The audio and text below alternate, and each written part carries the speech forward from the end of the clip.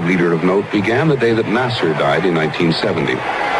You know, we thought at one time this man will never die. And because we were in such a mess and we were humiliated and we were injured, we have put all our burden on the shoulders of Nasser. It was a great shock for me, really a great shock. I couldn't continue at that day. Sadat as president faced many of the same problems which had existed at the time of the revolution. The British had long ago signed an agreement to leave Egypt, but there were still foreign troops on Egyptian soil. Since the June War of 1967, the Israelis had occupied virtually all of Sinai. Sadat knew he must deal with the Israeli occupation, but first he moved to establish his credentials at home. After 18 years of relative obscurity, few Egyptians knew much about this man. Those who thought they did believed he was easily manipulated. I think the most difficult time was when he took power and he discovered that he was surrounded by unfaithful lieutenants who tried to use him and to make him a stamp president, not a genuine president. And I think these people didn't know Sadat. Sadat's first major crisis led to the purge of his opposition. An attempted coup led by the Vice President Ali Sabri failed almost as soon as it began. Sabri, seen here at his subsequent trial, was convicted and is still in prison. Also convicted were the Ministers of War, Interior, and Intelligence. I am very patient. I'm still a villager. I'm very patient. But I never lose my target at all. I may be patient, but at the end, I fulfill my mission. Sadat had appeared to encourage those who thought he could be used. During his first speech, he said he could not shoulder the burdens alone, and that he would continue the course set by Nasser. The Egyptians love their little political jokes, and one favorite anecdote of mine was told shortly after Nasser's death and Sadat's succession, which is of President Sadat going out in the presidential car for a drive with the same chauffeur who had served President Nasser. And they come to a crossroads and the car stops.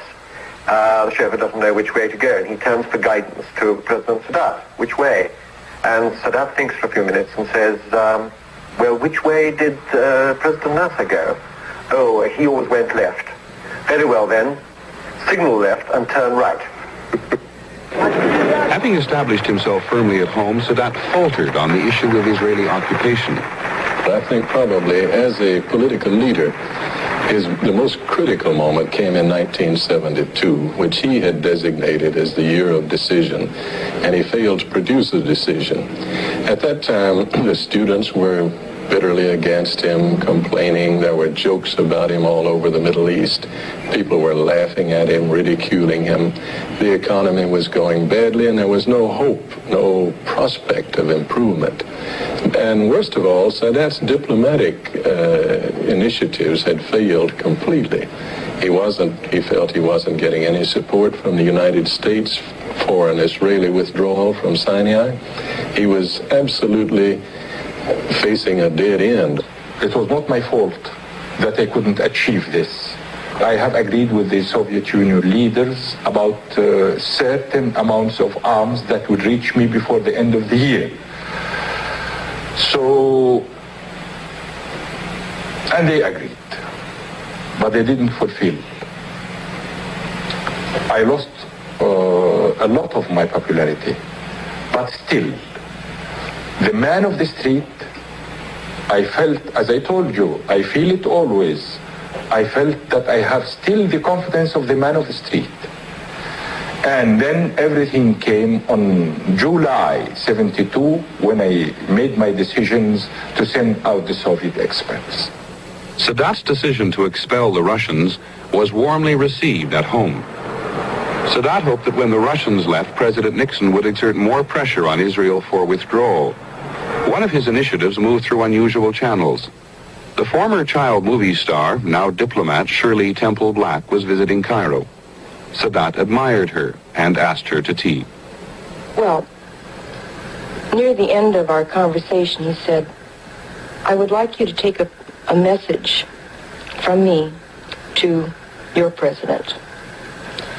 And I said, I'll be delighted to. And he said, Shirley, please tell your president that I am the first Arab leader, the first leader in over 20 years to actively seek peace. And we want peace in this country. He was very forceful about this. He repeated it.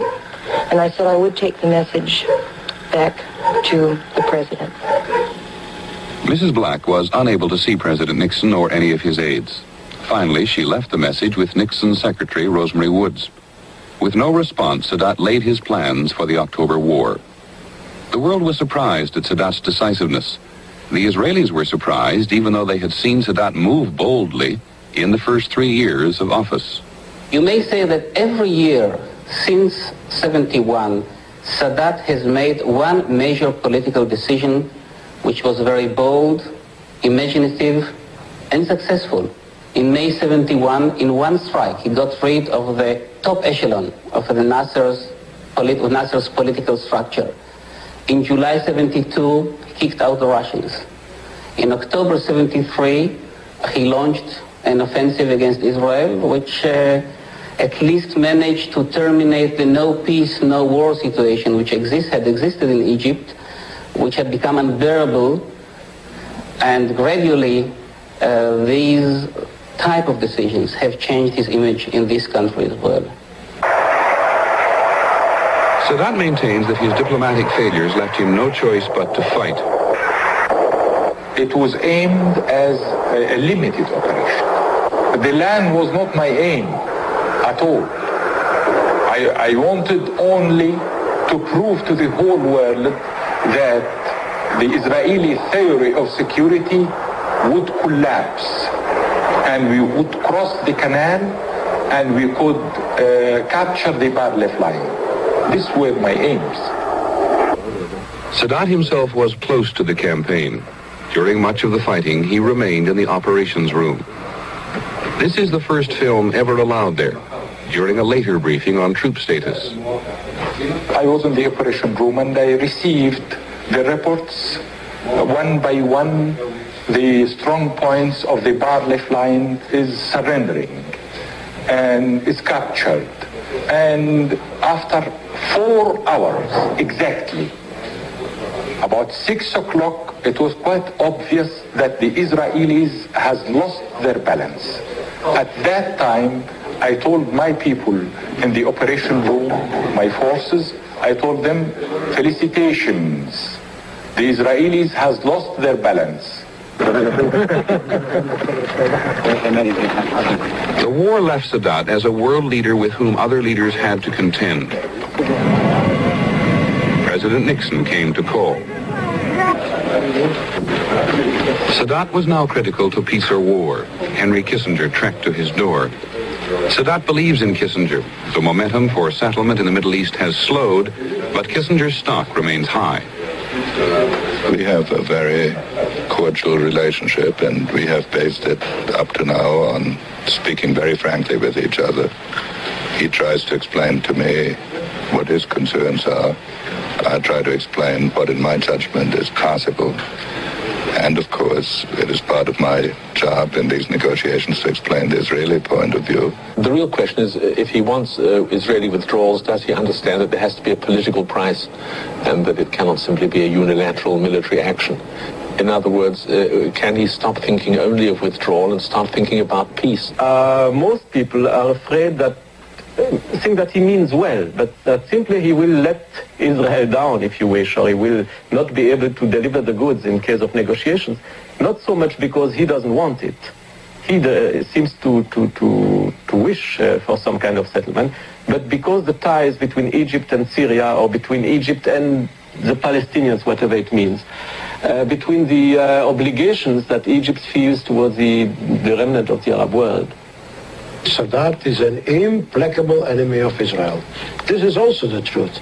He is no fool, but he is an enemy.